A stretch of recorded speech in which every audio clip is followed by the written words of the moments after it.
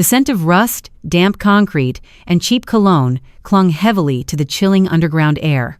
Aria Montgomery tasted her own blood, a harsh metallic tang, as the rough fibers of a nylon rope bit deeply into her wrists.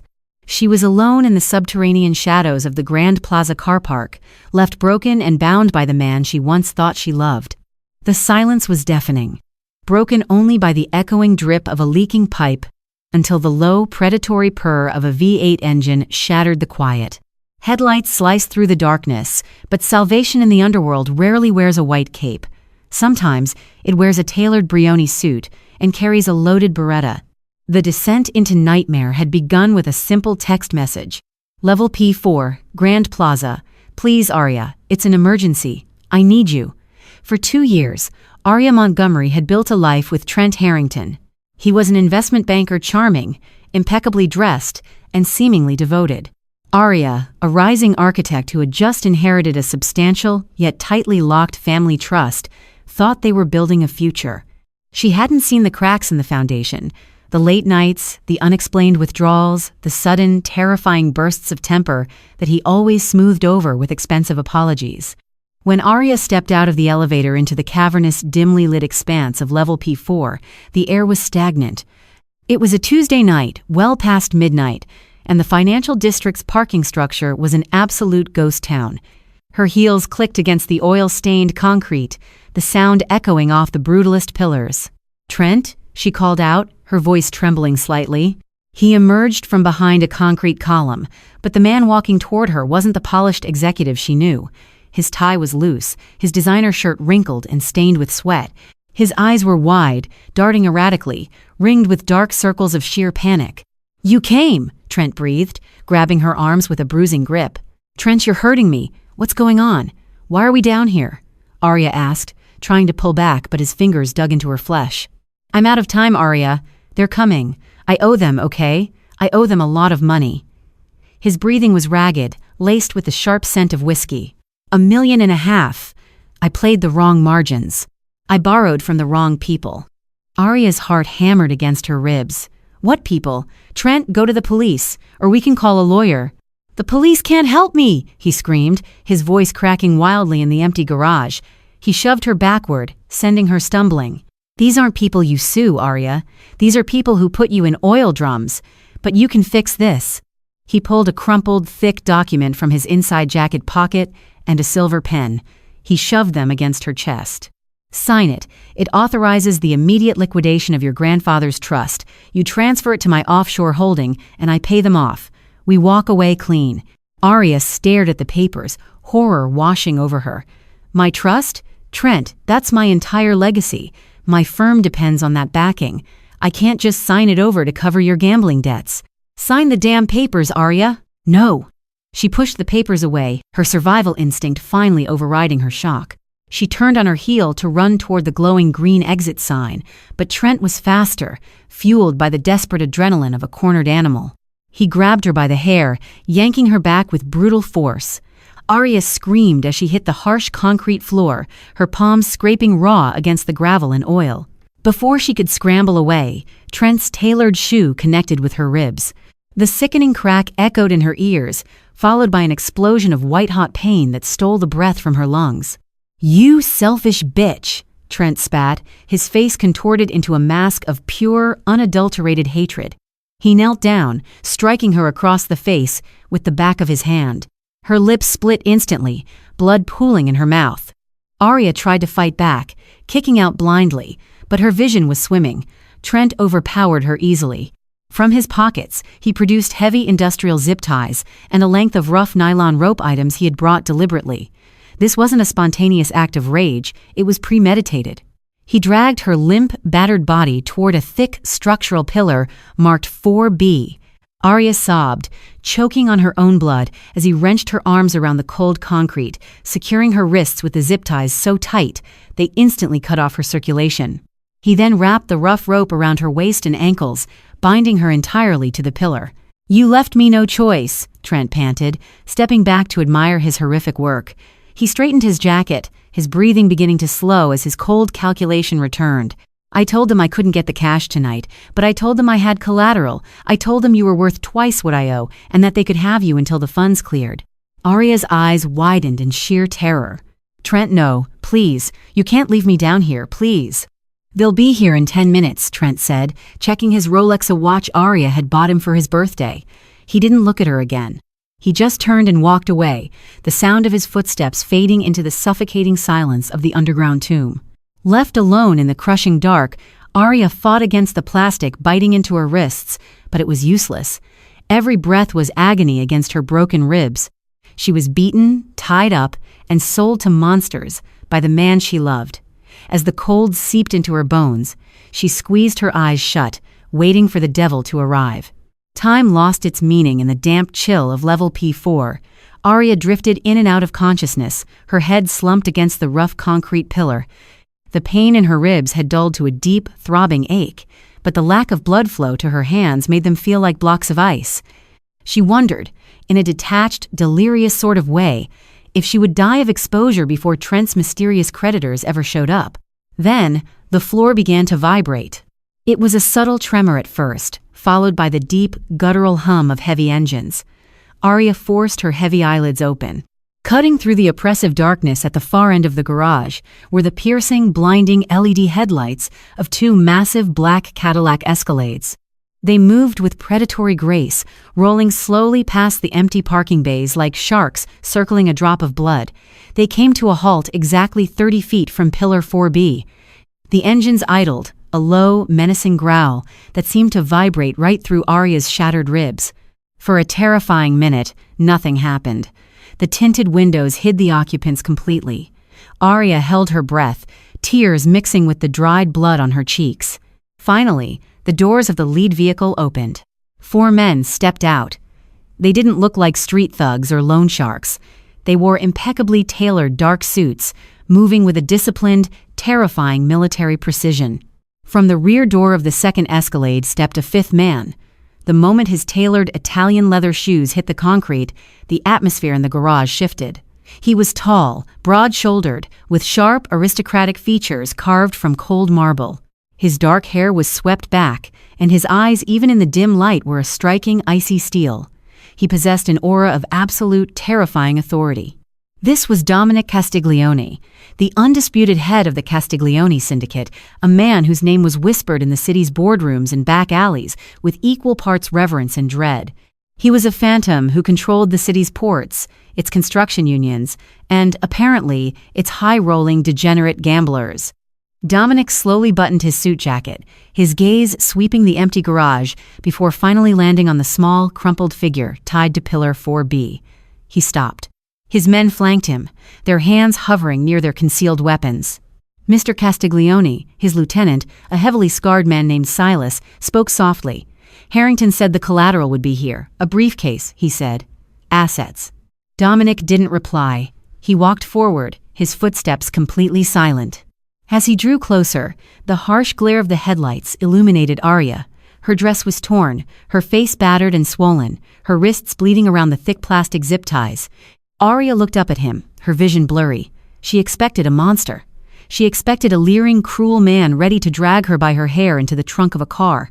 Instead, Dominic stopped a few feet away, his expression unreadable, though a muscle feathered in his tight jaw.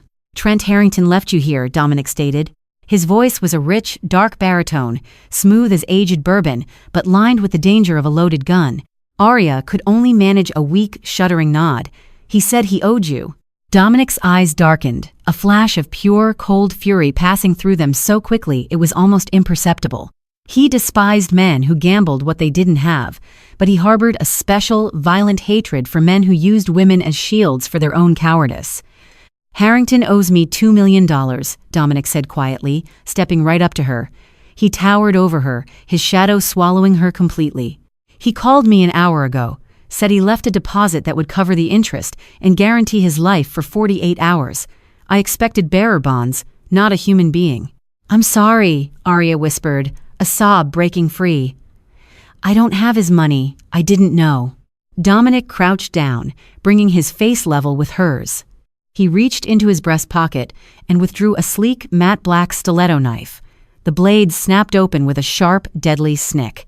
Arya squeezed her eyes shut, turning her head away, bracing for the blade to sink into her flesh. Instead, she felt the cold steel slide carefully between her bruised wrist and the tight plastic zip tie.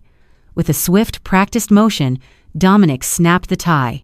He moved to the other wrist, cutting it free before slicing through the thick nylon ropes binding her torso.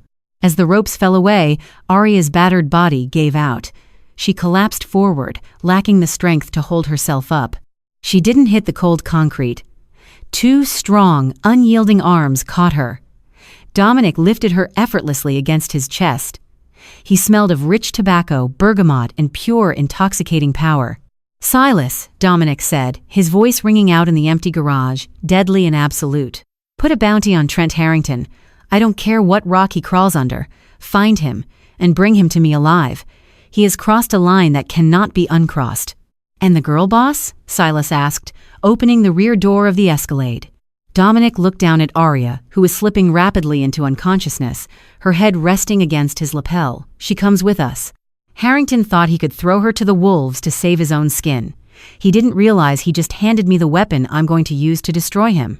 Arya woke to the gentle, rhythmic beeping of a heart monitor and the smell of sterile cotton mixed with expensive lavender. She gasped, her eyes flying open, instantly bracing for the cold concrete and the sharp pain of Trent's boot. Instead, she found herself sinking into a mattress softer than clouds, wrapped in high thread-count silk sheets. Sunlight streamed through floor-to-ceiling windows, offering a dizzying panoramic view of the city skyline. She was in a bedroom the size of her entire apartment, decorated in muted tones of charcoal, slate, and mahogany. She tried to sit up, but a sharp pain in her side made her wince. "I wouldn't move too quickly, Miss Montgomery. You have 2 fractured ribs, severe contusions, and you were dangerously close to hypothermia." Arya turned her head. Sitting in a leather armchair near the window was an older man with silver hair, a neatly trimmed beard, and kind, intelligent eyes. He wore a crisp white shirt with the sleeves rolled up. "Who are you?" Arya rasped, her throat dry and scratchy.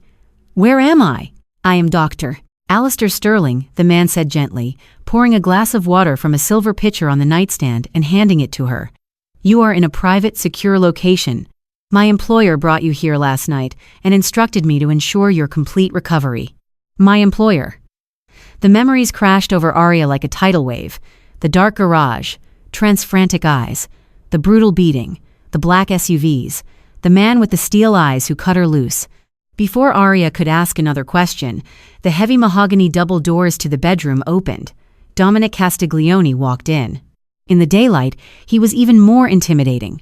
He had discarded his suit jacket and tie, wearing a dark, tailored dress shirt unbuttoned at the collar, highlighting the powerful lines of his chest and throat. The aura of danger around him was palpable, yet he moved with a calm, deliberate stillness. "Doctor?" Sterling immediately stood, gathered his medical bag, and nodded respectfully. "Her vitals are stable, Mr. Castiglione. I've administered a local analgesic for the ribs.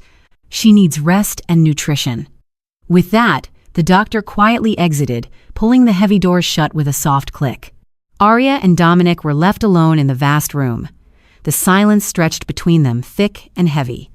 Arya pulled the silk sheet up to her chin, acutely aware of her vulnerability. Dominic walked slowly to the foot of the bed, resting his large hands on the carved mahogany footboard. His intense gaze swept over her battered face, taking in the bruised cheekbone and the split lip. "How do you feel, Arya?" he asked, using her first name with a familiarity that sent a strange shiver down her spine. "Like I was hit by a truck," she managed to say, her voice shaking slightly. "Why am I here? Why didn't you just leave me there or drop me at a hospital?" Dominic's expression remained stoic. "If I left you at a hospital, the police would ask questions. Questions that would lead back to Trent. And if Trent gets arrested, he goes to a white-collar federal prison, safe and protected, and I never get my money, or my pound of flesh." Arya swallowed hard. "So, am I your prisoner now? You're keeping me as leverage against him?" A dark, humorless chuckle vibrated in Dominic's chest. He walked around the bed, pulling up the chair Dr. Sterling had vacated and sitting down. He was so close she could feel the heat radiating from him. "Leverage implies Trent cares about you enough to come back for you," Dominic said, his candor brutal but necessary. "We both know that isn't true. A man who ties his woman to a pillar in a freezing garage to buy himself 48 hours does not possess a conscience to be leveraged. The harsh truth brought fresh tears to Arya's eyes. She hated that this terrifying mafia boss saw right through the illusion of her life. "Then why?" she whispered, a tear escaping and tracking down her bruised cheek. Dominic reached out. Arya flinched, expecting pain, but his touch was shockingly gentle. His rough thumb brushed the tear away from her skin, a stark contrast to the violence she knew he was capable of. "Because Arya, Trent Harrington made a grave mistake," Dominic said, his voice dropping to a low, mesmerizing register. "He thought he was throwing away trash. He didn't realize he was handing me the key to his entire empire." Arya looked at him, confused. "His empire? He's broke. He's $2 million in debt to you." "His gambling debt is a symptom, not the disease," Dominic explained, leaning back. "For the last year, he's been embezzling from his clients to cover his losses, while simultaneously trying to acquire a prime piece of waterfront real estate for a rival syndicate. If he secures that land, he gets a massive payout enough to pay me off and disappear. What does that have to do with me? You are the architect, contracted by the city to design the waterfront project. You know the zoning loopholes. You know the weak points in Vanguard's bids." Dominic leaned forward again, his steel eyes locking onto hers, burning with a calculated intensity. "I am going to strip Trent Harrington of everything," Dominic continued softly. "I am going to take his career, his money, his reputation, and eventually his freedom. But I want to do it from the inside out. I want him to watch his world burn, knowing he lit the match." Dominic paused, letting the weight of his words settle over her. "I am offering you a deal, Arya. Stay here, under my protection. You will have access to everything you need. You will help me systematically dismantle Trent's life. In return, I guarantee your safety. I guarantee that you keep your trust fund, and I guarantee you the one thing he tried to take from you last night." "What's that?" Arya breathed. "Revenge." Arya stared into the eyes of Dominic Castiglione. She was an architect, a woman who built things by following rules and regulations. Now, she was sitting in the gilded cage of a mafia boss, being asked to help orchestrate a man's absolute ruin. She thought of the cold concrete. She thought of the fear, the betrayal, and the sickening crack of her own ribs. The good, law-abiding Arya had died on level P4 last night. Arya looked at Dominic, her jaw setting with a newfound hardened resolve. "Where do we start?" A slow, dangerous smile finally curved Dominic's lips, a predator, acknowledging a new partner in the hunt. "We start," he said softly, "by making him regret the day he ever learned to tie a knot." The next 48 hours in Dominic Castiglione's penthouse were a blur of meticulous medical care and simmering, quiet rage. Arya healed under the watchful eye of Dr. Sterling, but the physical pain in her ribs was rapidly being eclipsed by a cold, calculating anger. On the third morning, she finally left the silk-lined bedroom. She wore a simple, elegant slate-gray cashmere sweater and matching lounge pants provided by Dominic's silent, efficient staff. She navigated the labyrinthine hallways of the penthouse, the floor-to-ceiling windows offering a sweeping view of the gray, rain-slicked city below. She found Dominic in his study. It was a cavernous room paneled in dark walnut, smelling of leather, espresso, and old paper. The centerpiece was a massive, custom-built desk carved from a single slab of obsidian, currently covered in blueprints, financial dossiers, and a glowing Bloomberg terminal. Dominic looked up as she entered. He was wearing a stark white dress shirt, sleeves rolled up to reveal a faded, complex tattoo winding around his left forearm, a stark reminder that the polished billionaire was, at his core, a creature of the underworld. "You should be resting, Arya," he said, his deep voice slicing through the quiet hum of the servers. "I can't rest," Arya replied, walking slowly toward the desk, clutching her side slightly. "If I close my eyes, I'm back in that car park. I need to work. Show me what you have on him." Dominic studied her for a long moment, his steel eyes cataloged the determination hardening her delicate features. He didn't offer empty platitudes or pity. He simply nodded and gestured to a plush leather chair opposite him.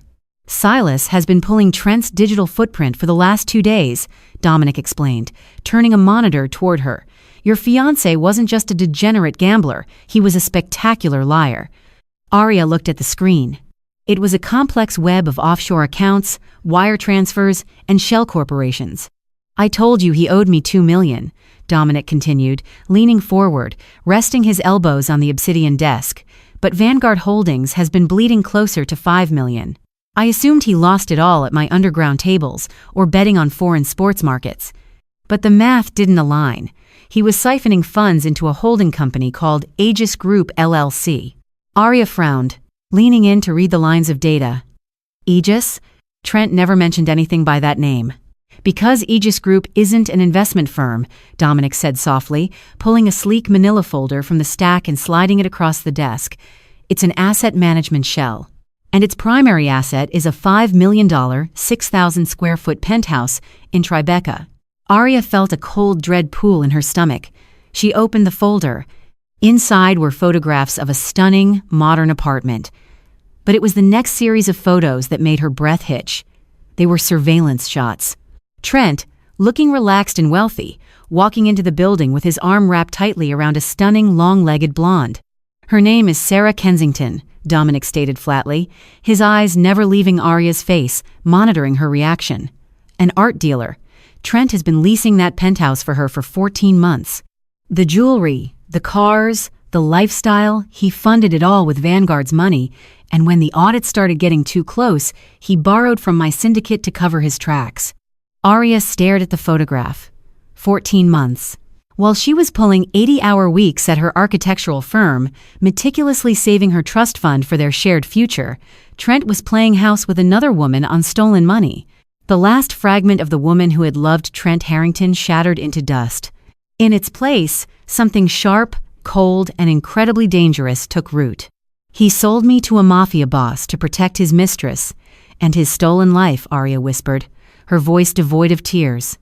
She looked up at Dominic, her eyes burning with a fierce, unnatural clarity. You said you wanted to dismantle him from the inside out. I did, Dominic affirmed, a dark, approving smirk playing at the corner of his mouth. Vanguard Holdings' crown jewel is the Pier 44 Revitalization Project, Arya said, her voice gaining strength and authority. She reached over and pulled a set of blueprints from the edge of Dominic's desk. Trent has been lobbying the City Planning Commission for 6 months to win this bid. If Vanguard gets it, the commission and the bonuses cover his debts, his embezzlement, everything. Dominic leaned back, lacing his fingers together. And how do we stop it? We don't just stop it. We let him think he's won, and then we let the earth swallow him, Arya said, unrolling the blueprint and pointing a slender finger at the topographical lines. Trent forced the engineering team to cut corners to make Vanguard's bid the cheapest. He omitted the fact that the bedrock beneath Pier 44 is highly unstable sedimentary limestone. Meaning, to build the commercial towers Vanguard proposed, the foundational pilings need to be driven twice as deep, using specialized hydraulic anchoring, Arya explained, tapping the paper. It's a massive hidden cost. Over $30 million in structural reinforcement that Trent deliberately wiped from the environmental impact report. Dominic's eyes glinted with predatory delight. If the City Planning Commission were to suddenly receive an anonymous, highly technical, and irrefutable architectural audit exposing this, Vanguard's bid would be dead on arrival. Worse, Arya corrected him. If the city learns Vanguard deliberately falsified an environmental safety report on a public-private partnership, the SEC will immediately launch a federal investigation into the firm. They will audit everything, every account, every wire transfer. Trent's embezzlement will be dragged into the daylight. He will lose his job, his reputation, and his freedom, Dominic finished, his voice a low, lethal purr. He looked at the bruised, brilliant woman sitting across from him. You are a very dangerous woman, Arya Montgomery. I learned from the worst, Arya replied smoothly. Get me a secure laptop, Mr. Castiglione. I have an audit to write. The trap was set not with a gunshot, but with the silent click of a send button. Working from Dominic's secure servers, routing her connection through 3 different offshore VPNs, Arya submitted a devastating 70-page dossier to the City Planning Commission, the SEC tip line, and the senior partners at Vanguard Holdings simultaneously. She used the pseudonym Cassandra, masking her identity while utilizing her elite, undeniable architectural expertise to dissect Trent's fraudulent Pier 44 proposal piece by piece. While Arya waged a digital and structural war, Dominic mobilized his physical empire. It was a Tuesday afternoon, exactly 1 week since the incident in the Grand Plaza car park. Trent Harrington sat in his glass-walled office at Vanguard Holdings, rubbing his temples, a half-empty glass of Macallan 18 on his desk. He looked haggard. The 48 hours Dominic had given him had expired days ago, yet no hitmen had come for him. The silence from the Castiglione syndicate was more terrifying than a threat. Even worse, Arya had vanished. Her phone was disconnected. When he tried to access her family trust, using the forged power of attorney documents he had drawn up, the bank informed him the accounts had been locked under a maximum security hold initiated by a private wealth management firm he didn't recognize. His desk phone buzzed. Mr. Harrington, his assistant's voice trembled through the speaker. The CEO wants to see you in the boardroom. Immediately. The SEC is here. Trent's blood ran cold. The SEC? He practically sprinted down the hallway, bursting into the mahogany boardroom. Vanguard's CEO, a ruthlessly pragmatic man named Richard Sterling, stood at the head of the table. Flanking him were 3 men in cheap government suits holding thick briefcases. "Trent," Richard said, his voice like cracking ice. "Care to explain why the City Planning Commission just revoked our Pier 44 bid, citing a whistleblower report that accuses you of falsifying geological data and hiding $30 million in foundational costs?" Trent paled, the breath knocked from his lungs. "Richard, that's absurd. The data is sound. This is a smear campaign by a rival firm." "The data in the report is undeniable," Mr. Harrington, one of the SEC agents stated, stepping forward. "Furthermore, the discrepancies in the Pier 44 budget have prompted a preliminary review of your department's internal ledgers. We are seeing highly irregular transfers to an entity known as Aegis Group LLC." Trent felt the floor drop out from beneath him. Aegis, the penthouse, Sarah, the stolen money. It was all unraveling at once. "I can explain," Trent stammered, sweat beading on his forehead. "I just need to access my files." "You don't have files anymore, Trent," Richard said coldly. "You are suspended without pay, effective immediately. Security will escort you from the building. Do not contact any clients." Humiliated, terrified, and escorted out by 2 burly security guards while his colleagues watched in stunned silence, Trent found himself standing on the bustling sidewalk of Wall Street, holding nothing but a cardboard box of his personal effects. His phone vibrated in his pocket. It was an unknown number. He answered it with a shaking hand. "Hello? Your world is burning, Trent." A smooth, dark, and utterly terrifying baritone voice echoed through the speaker. Trent dropped his box. Papers scattered across the pavement. "Castiglione," he breathed, looking wildly around the crowded street, paranoid that a sniper was already aiming at his head. "Please. I'm getting your money. Vanguard just hit a snag. Vanguard is dead," Dominic interrupted smoothly. "And you don't have my money. You have a leased penthouse in Tribeca and a mistress named Sarah who is currently packing her bags because the credit cards you gave her just declined." Trent choked on a sob of pure panic. "How do you know all this? What do you want?" "I want you to look across the street," Dominic commanded softly. Trent turned frantically. Parked illegally in front of the New York Stock Exchange was a sleek black Rolls-Royce Phantom. The heavily tinted rear window slowly rolled down just a few inches. Trent squinted, his heart hammering against his ribs. Through the narrow gap in the window, he saw her. Adia. She wasn't the battered, terrified girl he had tied to a concrete pillar. She looked immaculate, dressed in a sharp designer coat, her hair styled perfectly. But it was her eyes that terrified him the most. They were completely devoid of warmth. She stared at him the way one looks at an insect before crushing it. Beside her in the shadows of the back seat, he could just make out the broad, tailored shoulder and the terrifying profile of Dominic Castiglione. Dominic's voice returned to the phone line, soft and lethal. "You threw away a queen to save a pawn, Trent," Dominic whispered. "And now the queen is taking the board. Run." The line went dead. The window of the Rolls-Royce rolled up, sealing Arya and Dominic behind impenetrable black glass, and the massive car pulled smoothly into the Manhattan traffic, disappearing into the city. Trent stood alone on the pavement, surrounded by the scattered remains of his career, realizing with sickening certainty that his nightmare had only just begun.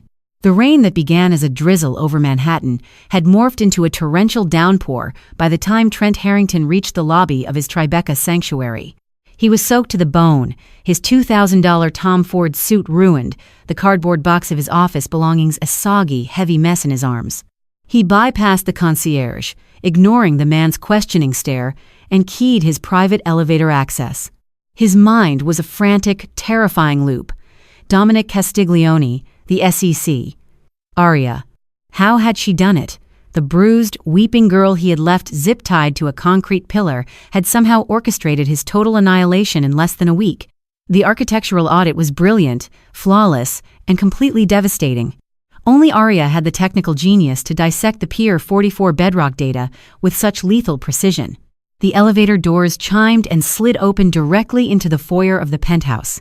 "Sarah!" Trent yelled, his voice echoing off the Venetian plaster walls. "Sarah, we have to pack. Now." Silence answered him. Trent dropped the wet box on the pristine hardwood floor and ran into the master suite. The massive walk-in closet, usually overflowing with the designer gowns and handbags he had purchased with stolen Vanguard funds, was half empty. The safe hidden behind the full-length mirror hung wide open. Inside, the velvet trays that held her diamond tennis bracelets, a vintage Cartier watch, and $50,000 in emergency cash were completely bare. Lying on the center island of the closet was a single piece of heavy cardstock. Trent snatched it up with trembling fingers. "Trent, my American Express black card was declined at Bergdorf's an hour ago. I called the concierge desk at Vanguard, and they told me you were escorted out by federal agents. I don't do broke, and I certainly don't do prison. Don't try to find me. S." Trent crumpled the note, a primal scream tearing from his throat. He hurled the paper at the wall, kicking a discarded velvet hanger across the room. He was utterly alone.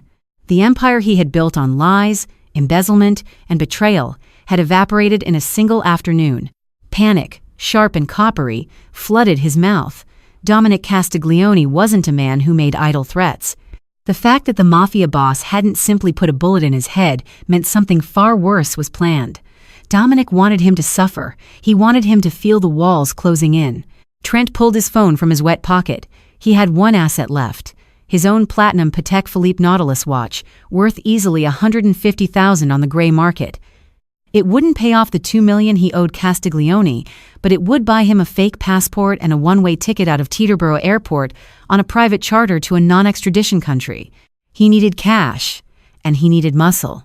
Not corporate lawyers or Vanguard fixers, he needed the kind of men who operated in the same shadows as Castiglione. 2 hours later, Trent found himself sitting in a booth at a dimly lit, cigar-smoke-filled social club in the depths of Arthur Avenue in the Bronx. Across the sticky table sat Silvio Moretti, a brutal, aging underboss of a rival syndicate that had been bleeding territory to the Castiglione family for a decade. Moretti was a large man with a thick neck and eyes like dead coals. Trent slid the heavy gold Patek Philippe across the table. "I need protection, Silvio, and I need a flight out of the country tonight." Moretti picked up the watch, turning it over in his massive, scarred hands. He chuckled, a sound like grinding stones. "A pretty toy, Harrington, but I hear you have a very ugly problem.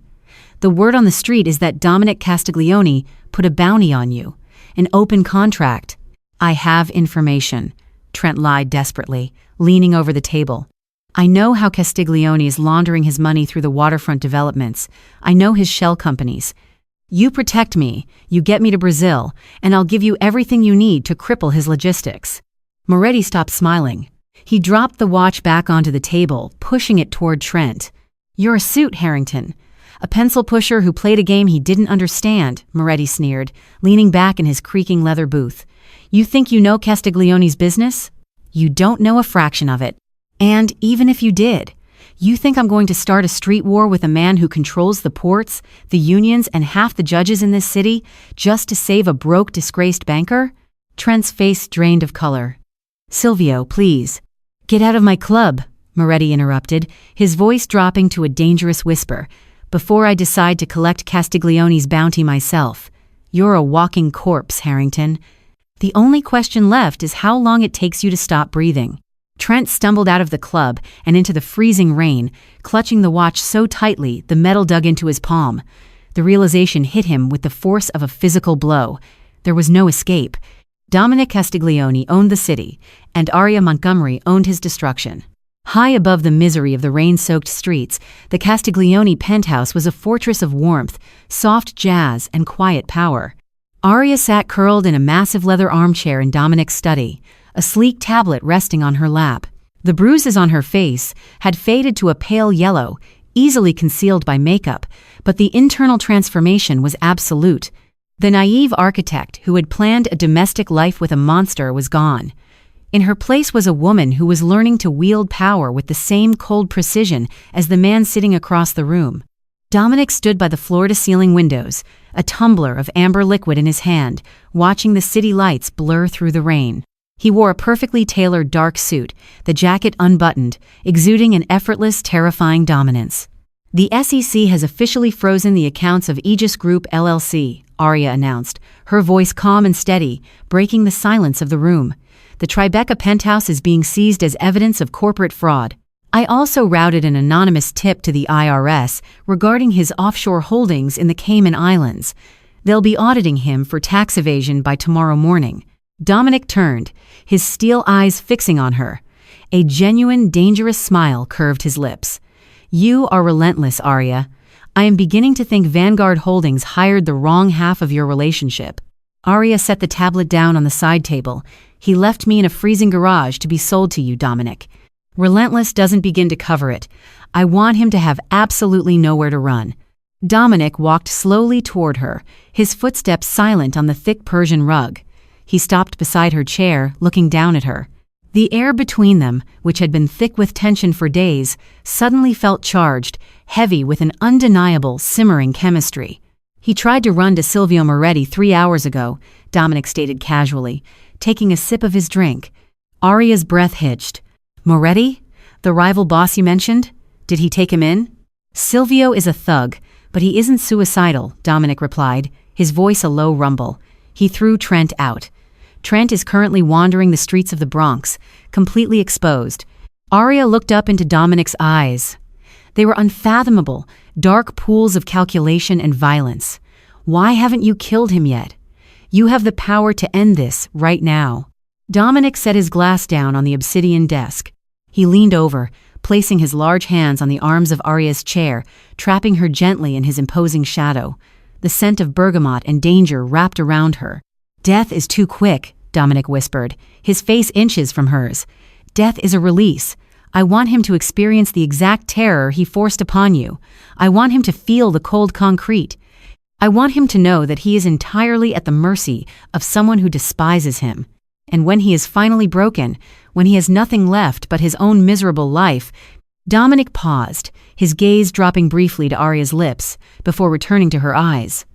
I am going to let you decide what happens to him. Arya's heart slammed against her ribs. The offer wasn't just revenge, it was an ascension.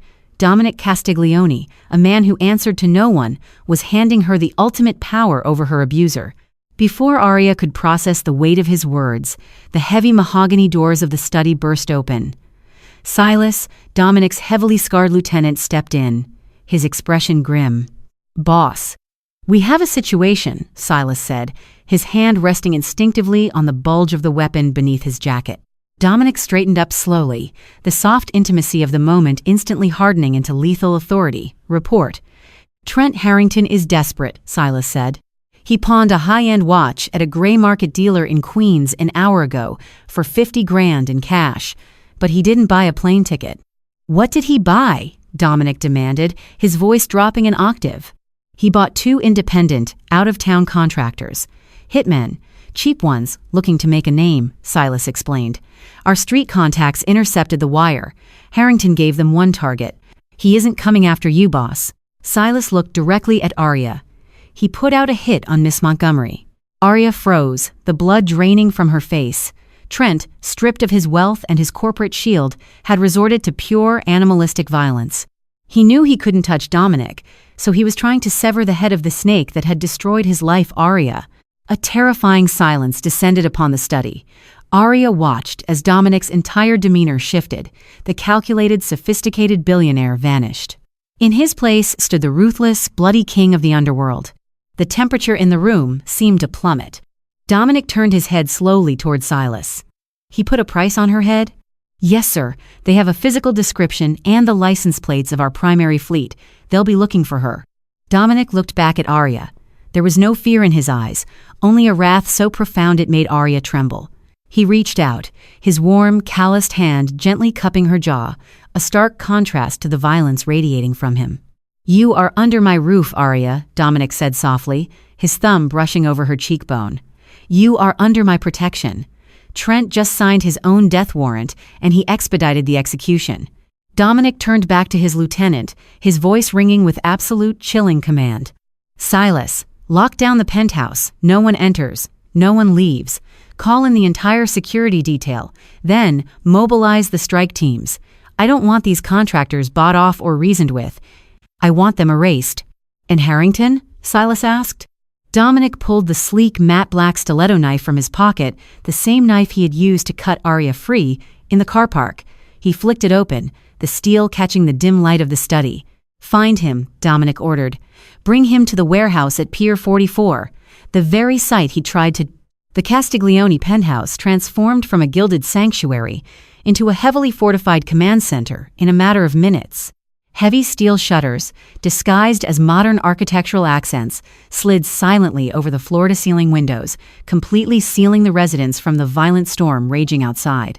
Arya watched as Dominic's private army, a dozen men in tactical gear who moved with the lethal silence of ghosts, secured every elevator shaft, stairwell, and access point.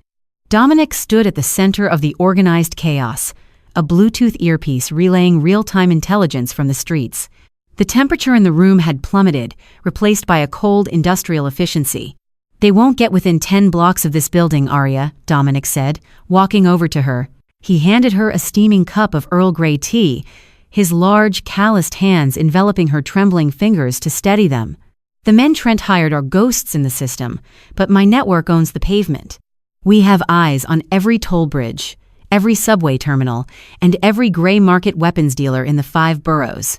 Arya took a sip of the tea, the warmth grounding her. "Who did he hire?"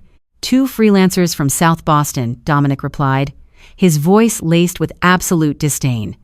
"Mickey Sullivan and a heavy-named Cobb. Amateurs looking for a high-profile score. They think because they bought untraceable burner phones at a bodega in Queens, they are invisible." Dominic's lip curled into a cruel sneer. "Silas has already accessed the city's Halo surveillance network. We tracked their vehicle, a stolen gray Ford Taurus, leaving the pawnshop. They are currently sitting in traffic on the Queensboro Bridge, arguing over a map." "What happens when they get across the bridge?" Arya asked, her heart hammering against her ribs. "They don't," Dominic stated simply. Miles away, suspended over the churning black waters of the East River, the heavy Manhattan traffic had ground to a complete halt. Rain lashed against the windshield of the stolen Ford Taurus. Mickey Sullivan cursed, slamming his hands against the steering wheel, while Cobb checked the magazine of his customized Glock 19 inches the passenger seat. They were mere miles from Columbus Circle, visualizing the $50,000 payout Trent Harrington had promised them. They never saw the blacked-out armored tactical van pull up flush against their driver's side door. Before Mickey could even register the threat, the heavy side door of the van slid open. A suppressed shot shattered the Taurus's window, the glass raining down like lethal diamonds. A stun grenade followed, detonating in the confined cabin with a blinding flash and a deafening concussive roar. Instantly, 4 of Castiglione's elite enforcers swarmed the vehicle. The doors were ripped open. Cobb was dragged through the shattered window, his weapon stripped before he could raise it, a heavy combat boot coming down hard on the back of his neck, pressing his face into the wet asphalt. Mickey was yanked by his collar, a zip tie securing his wrists with the same brutal efficiency Trent had used on Arya days prior. The entire extraction took less than 40 seconds. The enforcers threw the 2 stunned, bleeding hitmen into the back of the armored van. As the heavy doors slammed shut, sealing them in darkness, the traffic ahead miraculously began to clear, guided by Castiglione men posing as construction workers. The van melted into the Manhattan night, leaving behind an empty, idling car and a profound, terrifying silence. Back in the penthouse, Silas's voice crackled over Dominic's earpiece. "The contractors are secure, boss. They're breathing, but they're out of the game. They gave up Harrington's location before we even had to ask. He's hiding in a transient motel in Flushing." Dominic's steel eyes locked onto Arya's. The hunt was over. "Bring him to the pier," Dominic commanded, his voice dark and absolute. "Do not let him sleep. Do not let him speak. Let him drown in his own panic." Trent Harrington was huddled on the edge of a stained mattress in room 114 of the Starlight Motel, his ruined Tom Ford suit clinging to his shivering frame. The cheap neon sign buzzing outside his window cast a sickly, flickering red light across his pale face. He checked his phone for the 100th time. No signal. No message from Mickey or Cobb. He jumped as a heavy, thunderous knock rattled the flimsy wooden door. "Housekeeping," a low, gravelly voice announced.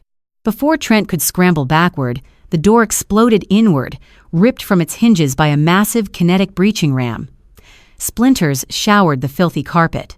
Silas stepped through the smoke and debris, his heavily scarred face illuminated by the red neon light.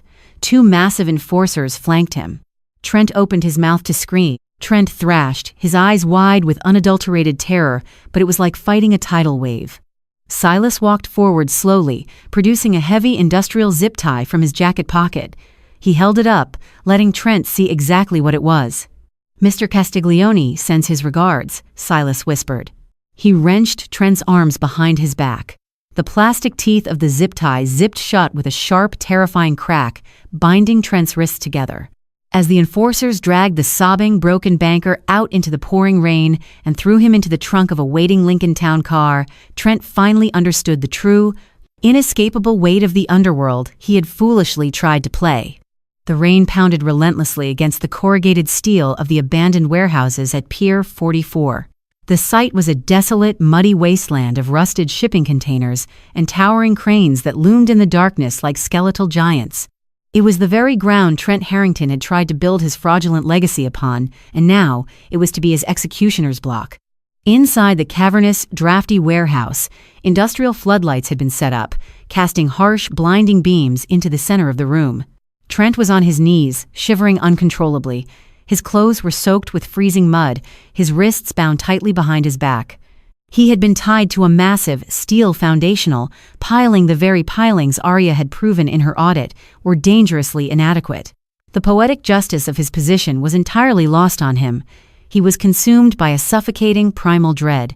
The deep, guttural roar of a V12 engine echoed through the empty pier. A customized black Maybach rolled slowly into the warehouse, its tires crunching over the gravel and debris. The heavy vehicle came to a stop just outside the ring of the floodlights.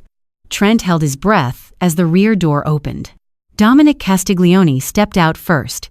He wore a long, tailored black wool overcoat, his presence commanding the vast, empty space. He didn't look like a man, he looked like a force of nature. But it wasn't Dominic that made the last remnants of Trent's sanity shatter. It was the woman who stepped out behind him. Arya Montgomery wore a sleek, belted trench coat over a dark, elegant dress, her high heels clicking sharply against the concrete. The bruises on her face were barely visible now, but her eyes held a cold, terrifying fire that had not been there a week ago. She walked with the poised, lethal grace of a queen surveying a conquered province. "Arya," Trent sobbed, struggling against the thick nylon ropes binding his torso to the piling. "Arya, please. You have to stop him. Tell him I'll pay. I'll do anything." Arya stopped 10 feet away from him, Dominic standing a silent, imposing guardian at her side. She looked down at the pathetic, weeping man who had once been the center of her universe.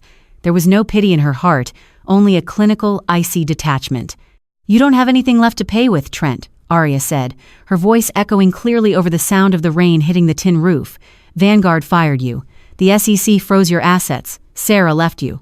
And your hitmen are currently sitting in a Castiglione holding cell, writing full confessions." Trent wept openly, his head hanging. "I was desperate. I didn't want to hurt you. I just needed time." "You needed a shield," Arya corrected sharply, her tone cutting through his lies like a razor. "You tied me to a pillar in a freezing car park to buy yourself a head start. You threw my life away for a mistress and a penthouse." She reached into the pocket of her trench coat and pulled out a sleek, black leather folder. She tossed it onto the wet concrete at Trent's feet. "Look at it," she commanded. Trent craned his neck, squinting at the waterlogged documents spilling from the folder. The Vanguard Holdings corporate logo was stamped at the top, but the signatures at the bottom made his blood run cold. While you were busy pawning your watch and hiding in a roach-infested motel, I was busy, Arya explained, a dark, victorious smile playing on her lips. When Vanguard's stock plummeted following the SEC raid, their creditors panicked. Dominic's financial syndicate bought up Vanguard's distressed debt for pennies on the dollar. We leveraged it through Aegis Group LLC, the very shell company you created. Trent gasped, the realization hitting him like a physical blow. That's right, Trent, Arya whispered softly. Dominic and I now own Vanguard Holdings. I own the company that fired you. I own your pension, your severance, and the very desk you used to sit at. Dominic stepped forward, the harsh light illuminating the sharp angles of his face. He pulled the matte black stiletto knife from his coat pocket, snapping the blade open with a deadly snick. The 48 hours are up, Harrington, Dominic said, his voice a low, terrifying rumble that vibrated through the floorboards. You owe me $2 million. And you owe Miss Montgomery your life. Dominic turned to Arya, holding the handle of the knife out to her. It was the ultimate gesture of submission from a king to his queen. The board is yours, Arya, Dominic said softly, his steel eyes locking onto hers, burning with dark admiration. Do you want me to end it, or do you want to do it yourself? Trent screamed, a high, panicked sound. No! Arya, please, we were going to get married. I loved you. Arya looked at the knife in Dominic's hand. She reached out, her fingers wrapping around the warm handle, brushing against Dominic's skin. The contact sent a jolt of electricity up her arm. She held the weapon, feeling its deadly weight, and then looked down at Trent. You never loved me, Trent. You loved my trust fund, Arya said, her voice devoid of emotion. She walked slowly toward him. Trent squeezed his eyes shut, bracing for the burning agony of the blade. Instead, Arya leaned down and cleanly sliced through the thick nylon ropes binding his chest to the pillar, leaving only his wrists zip-tied behind his back. Trent slumped forward into the mud, gasping for air, wildly confused. He looked up at her, shaking. Death is too easy for you, Trent, Arya declared, stepping back, returning the knife to Dominic. She looked at the Mafia boss, and a silent, mutual understanding passed between them. You owe the Castiglione family $2 million, Arya continued, her voice ringing with absolute, unyielding authority, and you are going to pay back every single cent. But you won't do it in a tailored suit. You won't do it in a boardroom. Dominic smiled, a chilling, predatory expression. He signaled to Silas, who stepped out of the shadows. Silas, Dominic ordered, take Mr. Harrington to the sanitation logistics hub in Red Hook. Strip him of his identification. He is now a day laborer. He works the garbage barges, 16 hours a day, 7 days a week. His wages go directly into the syndicate's interest accounts. If he stops working, break his legs. If he tries to run, put him in an oil drum and drop him in the Atlantic. Understood, boss, Silas nodded, grabbing Trent by the collar of his ruined suit and hauling him to his feet. No, you can't do this, Trent shrieked, kicking and thrashing as Silas dragged him mercilessly toward a waiting transport van. You can't make me a slave. Arya! Arya! Arya watched without blinking as the heavy doors of the van slammed shut, severing Trent's desperate cries. The engine roared to life, and the vehicle peeled out of the warehouse, taking the broken remnants of Trent Harrington into the dark, unforgiving abyss of the Castiglione Empire. Silence descended upon the pier, broken only by the rhythmic drumming of the rain. Arya stood motionless, the adrenaline slowly leaving her system. The nightmare was truly over. The man who had broken her ribs and left her for dead was now a ghost, condemned to a life of grueling, invisible torment. She felt a warm, heavy coat drape over her shoulders. Dominic stepped close behind her, his chest brushing against her back. The scent of rich tobacco and bergamot enveloped her, a scent that no longer signified terror but absolute safety. You handled that with remarkable grace, Dominic murmured, his voice a dark velvet purr near her ear. Arya leaned back slightly into his embrace, looking out at the dark, churning waters of the harbor. I learned that in this city, you are either the predator or the prey. I refuse to ever be tied to a pillar again. Dominic turned her around gently, his steel eyes tracing the flawless, hardened lines of her face. You could never be prey, Arya. You were just waiting for the right kingdom to conquer. He reached out, his thumb gently tracing her lower lip. The electric tension that had been building between them for a week finally snapped. Arya reached up, her hands tangling in the lapels of his coat, and pulled him down. Their kiss was not gentle. It was a fierce, consuming collision of power and darkness. It tasted of rain, victory, and the undeniable truth that the underworld had a new queen. They broke apart, breathing heavily, the shadows of the warehouse wrapping around them like a royal cloak. Dominic took her hand, his grip warm and unyielding. "Come, Arya, we have an empire to run." Together, they walked back to the waiting Maybach, leaving the ruined bedrock of Pier 44 behind them, stepping fully into the intoxicating, dangerous darkness they now shared. The concrete tomb of the Grand Plaza car park was meant to be the end of Arya Montgomery. Instead, it became the brutal crucible that forged a queen. Trent Harrington's grand, cowardly betrayal did not buy him the freedom he sought. It bought him a lifetime of invisible chains. Stripped of his tailored suits and corporate titles, he now exists merely as a number in the ledger of the Castiglione syndicate, laboring in the shadows to repay a debt that will never diminish. Arya, no longer a victim bound by nylon ropes, stands at the absolute zenith of New York's power structure. Beside Dominic, she rules a dual empire where the boardroom and the underworld seamlessly, dangerously intertwine. They are a symphony of silk and steel, proving that the most terrifying monsters are not born in the dark, but created by those foolish enough to cross them.